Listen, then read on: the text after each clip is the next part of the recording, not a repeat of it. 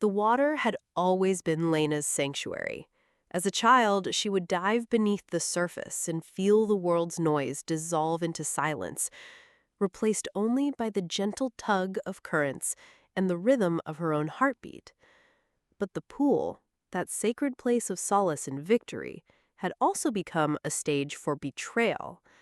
It was during the national championships, the event that could launch careers and crush them in a single lap, that she first sensed it. The faint smirk of Marcel, her former teammate and once close friend, as he adjusted his goggles on the starting block, was enough to stir a cold fear in her chest. Lena and Marcel had trained together for years, pushing each other through dawn workouts, brutal laps, and shared injuries. They had promised to make it to the Olympics side by side. But promise, she would learn, was a fragile thing in the chlorine-scented corridors of ambition. The race itself was a blur of adrenaline and chlorine. Lena had been leading, stroke for stroke, her focus absolute, when she felt it. The brush of water that wasn't hers, a subtle push, a nudge just enough to disrupt her rhythm. She finished second. Marcel broke the record. It took months for Lena to realize it wasn't an accident. Footage surfaced later. A tiny, nearly imperceptible shove, timed so perfectly that judges never noticed, cameras barely captured. The betrayal was surgical, invisible to all but her intuition. Lena's rage simmered, but she did not explode. She did not confront him. Not yet. The slow burn was more satisfying, the kind of revenge that unravels a life slowly, mercilessly, requires patience. She left the national team quietly, disappearing from public meets only to train in hidden pools at odd hours under the radar of anyone who might tell Marcel her whereabouts. It was no longer about swimming for glory. It was about swimming for control, precision, and opportunity. Every day she plotted, every lap she cut, every breath she took sharpened her mind. Her revenge would not be a single moment of spectacle. It would be the quiet erosion of everything Marcel thought he had: confidence, reputation, even his sense of self. By the time Lena returned to competition 3 years later, she was unrecognizable. Her strokes were impeccable, almost mechanical. Her dive was lethal, and her presence, subtle but undeniable, radiated a silent menace that unsettled anyone who faced her. She didn't confront Marcel publicly. She let the whispers begin. Subtle rumors of his old friends questioning his training methods, his character, even his mental resilience. She fed tiny doubts to journalists, anonymously leaking inconsistencies in his personal statements, planting seeds of distrust among sponsors. Then came the final stage, the international games. Lena had qualified, and Marcel, unaware of the storm approaching, had grown complacent, confident that his past victory was untouchable. On the day of the race, Lena's calm composure unnerved him from the moment he saw her walk onto the pool deck. He couldn't place it, but there was something in her eyes, a cold, patient knowledge, as if the water itself had conspired against him. The gun fired, and they plunged into the pool. Lena stayed slightly behind at first, letting Marcel feel in control. Stroke by stroke, lap by lap, she closed the distance, exploiting every weakness, every tiny lapse in his form that years of arrogance had created. She didn't just beat him, she dismantled him psychologically in real time. As the crowd cheered, Lena pulled ahead at the final turn. Marcel's panic was palpable, every stroke now erratic, his confidence shattered. He glanced over his shoulder and saw her, serene, in control, inevitable. When Lena touched the wall first, breaking the world record, it wasn't the medal that mattered. It was the expression on Marcel's face: disbelief, horror, and the silent acknowledgement of defeat he could not verbalize. The aftermath was as quiet and precise as her revenge had been. Sponsors dropped Marcel, subtly, citing inconsistent performance. Interviews became stilted, hesitant. Friends, once loyal, began avoiding him. And Lena? She remained silent, a shadow of her former friendship, a ghost in his rising panic. But the cost was not without its own toll. Lena had trained in isolation for years. She had given up personal relationships, a social life, the simple joys that do not require constant calculation. Her world had narrowed to one objective, and she achieved it, but at the price of loneliness. The ultimate twist of her revenge, she had won, yes, but in winning she realized that vengeance could be as hollow as the pool at midnight, the echo of her own splashing the only sound.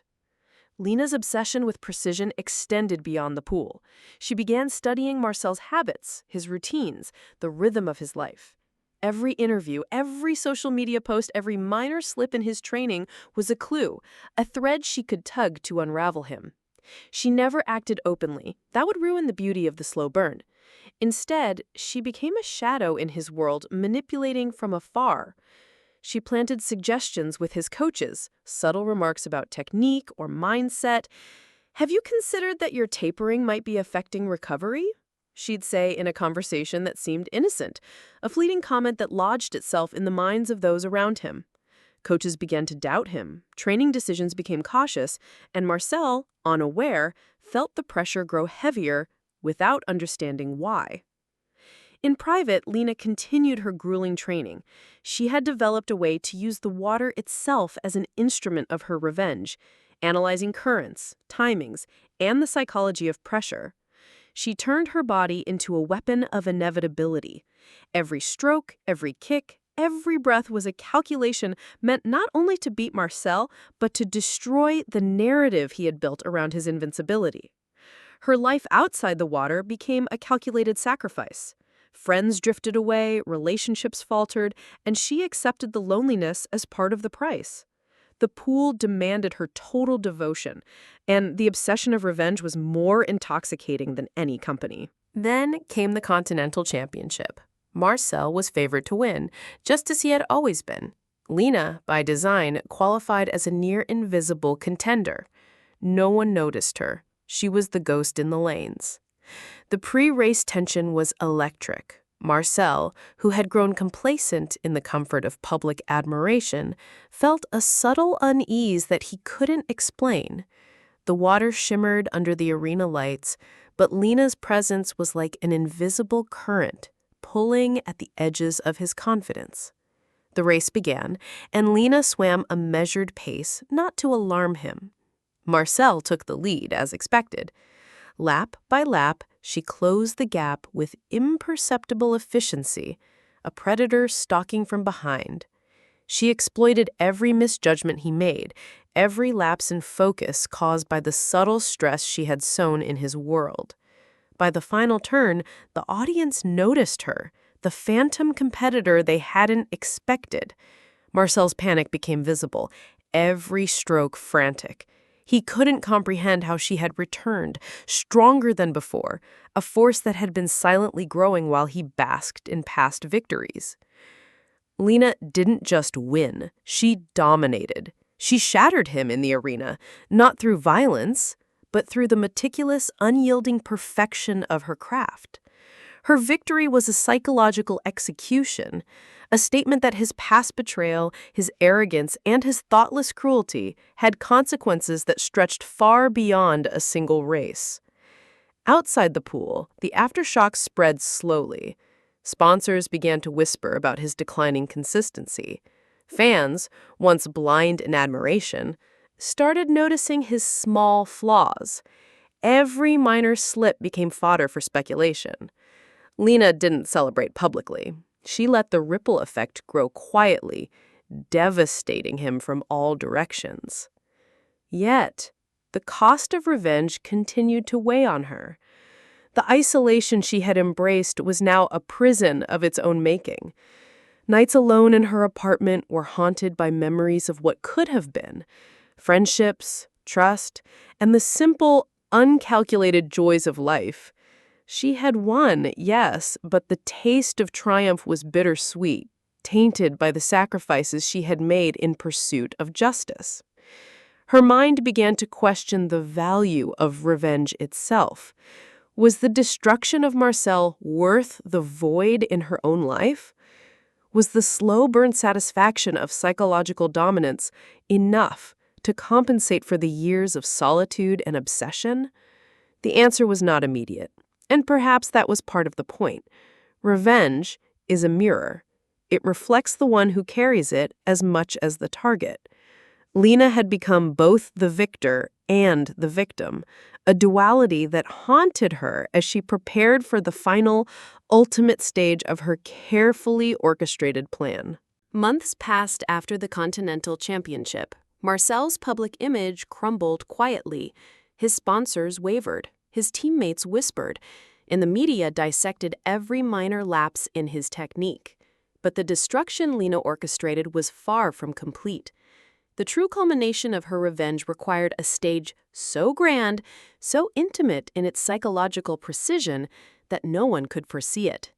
The International Championship approached, the world's most prestigious swimming event.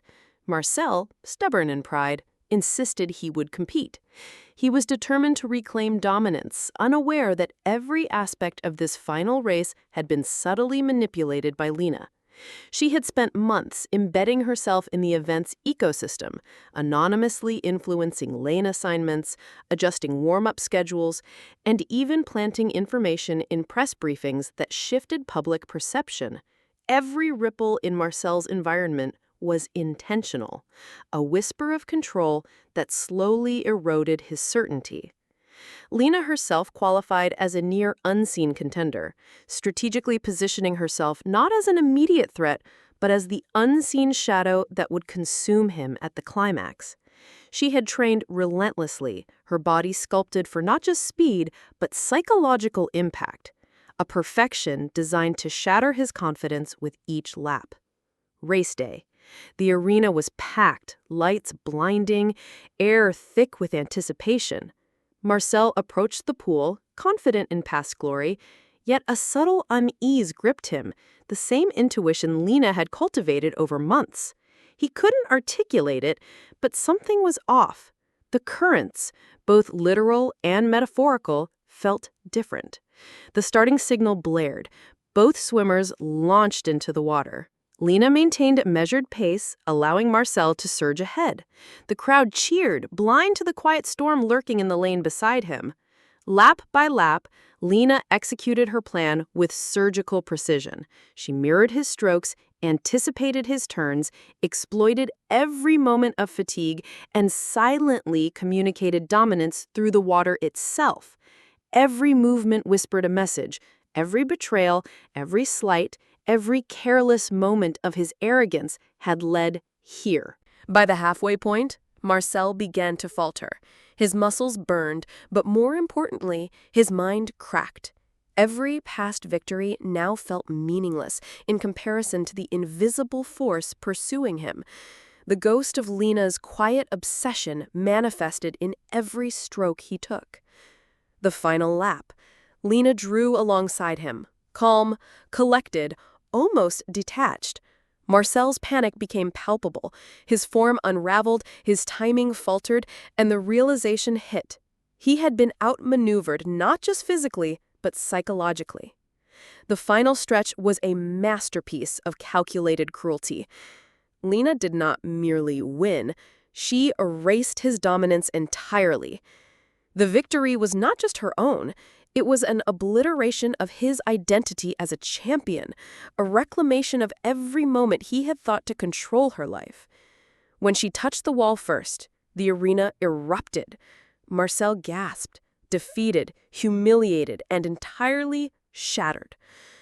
But Lena's triumph was bittersweet. Standing on the podium, gold medal around her neck, she felt the isolation of her obsession keenly. Friends were gone, family streamed, and the life she might have led had been consumed by the slow burn of revenge. Aftermath. Marcel retreated from competition, his confidence irrevocably broken. Sponsors abandoned him, teammates avoided him, and the public mocked the collapse of a once great champion. Lena, though victorious, felt the quiet ache of her own sacrifices. She had won, yes, but the cost was etched into her soul. The life of normalcy she might have led was gone, replaced by a legacy of precision, obsession, and cruelty that few could comprehend. In private, she swam alone, every stroke a reminder of the life she had chosen. Revenge had been complete, devastating, and absolute, but it was also a mirror reflecting the price of obsession, the truth that to destroy someone completely, one must be willing to sacrifice pieces of oneself. And as she glided through the water, perfectly still in motion, Lena understood the ultimate lesson of her journey. Revenge is never simple. It is never clean. It is a slow, consuming current that changes everything it touches, leaving both hunter and prey transformed forever. The silence of the pool echoed around her, a testament to both victory and loss, as the final current carried her toward a future she had forged with her own hands, brilliant, terrifying, and irrevocably hers.